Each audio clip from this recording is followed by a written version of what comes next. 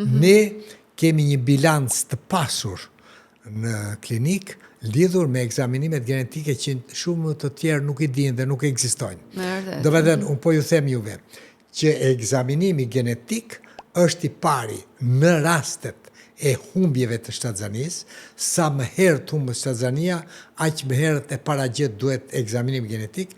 Në të gjitha rastet kur bëhet beta ACG-a, bëhet dhe ekografia, vendoset diagnoze shtatzanisë dhe pas 2 javësh fëmia vdes, ndalon zëmbra, dhe në këto raste, dhe veçanërisht e domosdoshme, imperative, është në abortet recidivante, në ato që kanë abortet përsëritura.